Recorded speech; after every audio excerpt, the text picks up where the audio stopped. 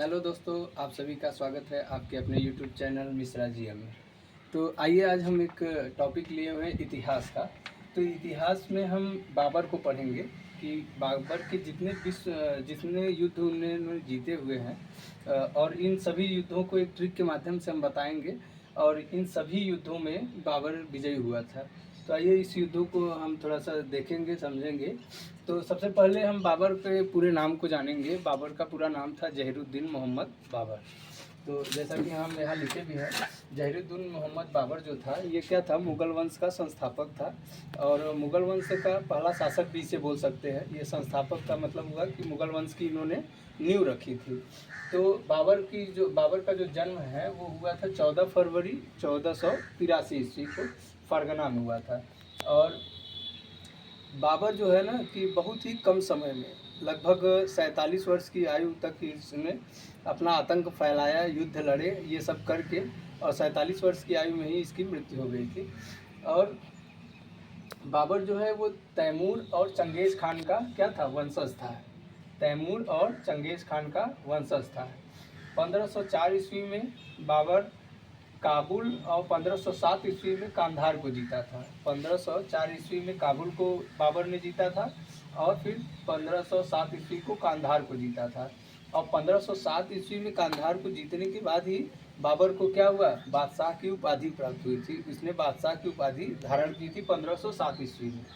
और इसने भारत पर 5 बार आक्रमण किए। कितनी बार? 5 बार भारत पर आक्रमण किए। तो देखिए, एक ट्रिक के माध्यम से हम इसको समझेंगे।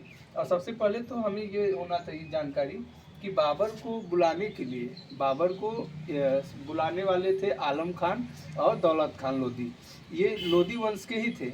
इब्राहिम लोधी से इनका थोड़ा सा आपसी मतभेद रहता था, जिसके कारण इन्होंने बुलाया, इन्होंने निमंत्रण दिया बाबर को कि आप आइए हमारे भारत में और आप यहाँ यहाँ ऐसे ऐसे रहिए, युद्ध कीजिए, और फिर अपनी हिस्सेदारी सोचे कि हम अपना इब्राहिम लोदी को पद से हटाएंगे, और हटाने के बाद फिर हम अपना उसमें परसेंटेज के हिसाब से रहेंगे कि इतने शासन आप करेंगे, इतना शासन हम, ये विभाग हम देखेंगे। ऐसा ही कुछ रहा होगा।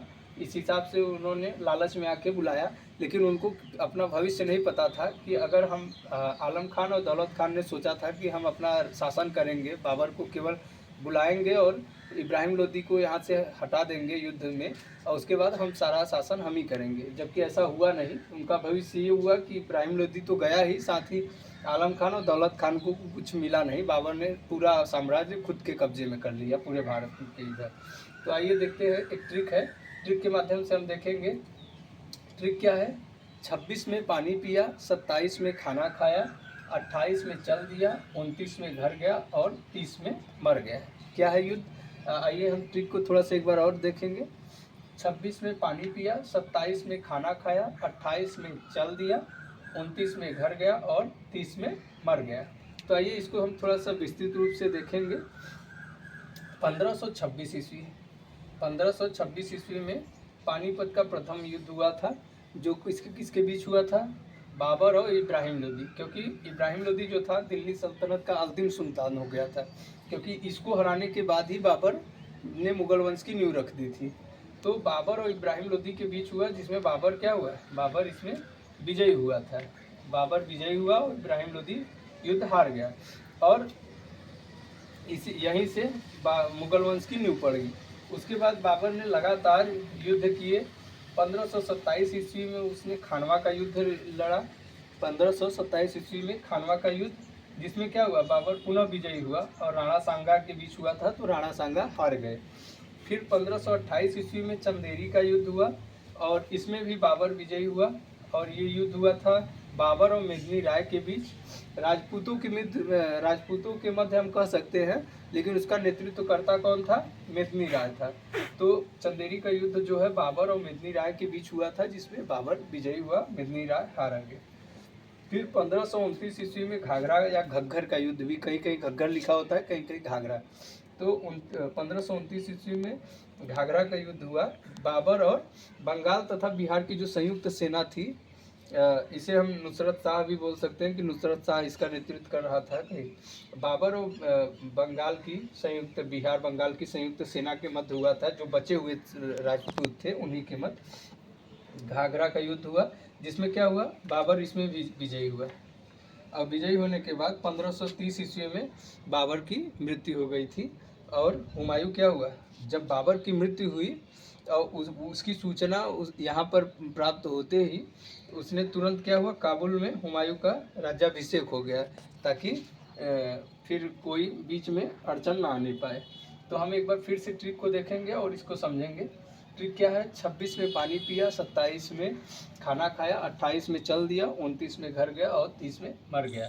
तो 1526 को हम यहाँ केवल 26 लिखा गया है, आप 1500 से समझिएगा, क्योंकि इनका 1483 में जन्म ही हुआ था। तो हम इसको ये युद्धों का जो सन है ये 1500 से लिया गया है। तो 1526 में पानी पिया, 1527 में खाना खाया, 28 में चल दिया, 29 में घर गया, 30 में मर गया। तो 1526, ये 26 जो था, 1526 में पानीपत का प्रथम युद्ध बाबर और इब्राहिम लोदी के बीच, जिसमें बाबर विजयी हुआ। 27 में खाना खाया, 1527 में खानवा का युद्ध, खाना से हो गया खानवा, पानी से हो गया पानीपत, 28 में चल दिया से, 28 चल से चंदेरी, और 29 में घर गया, मतलब 29 से घर से घाघरा, और 30 में मर गया मृत्यु मर से। ठीक, तो 26 में पानीपत का प्रथम युद्ध बाबर और इब्राहिम लोदी के बीच हुआ, जिसमें बाबर विजयी हुआ। 1527 में खानवा का युद्ध हुआ बाबर और राणा सांगा के बीच। 28 में हुआ चंदेरी का युद्ध बाबर और मेदिनी राय के बीच। इन सभी युद्धों में बाबर क्या हुआ, विजयी हुआ था। फिर 29 यहाँ है, देखिए 29 में घर गया, मतलब हुआ 1529 में घाघरा का युद्ध हुआ था बाबर और संयुक्त